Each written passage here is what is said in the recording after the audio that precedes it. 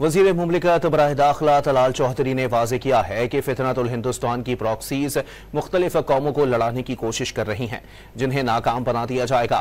योब बलोचिस्तान में शहीद शेख माजिद अयूब के घर फैसलाबाद में प्रेस कॉन्फ्रेंस करते हुए वज़ीर मुमलिकत दाखिला तलाल चौधरी ने अज़म जाहिर किया कि भारतीय प्रॉक्सीज का वही हाल होगा जो ऑपरेशन सिंदूर करने वाले भारतीय जहाजों का हुआ।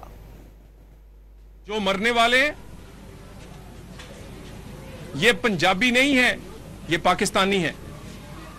मारने वाला बलोची पश्तून नहीं है, मारने वाला दहशतगर्द और फितना हिंदुस्तान का प्रॉक्सी है।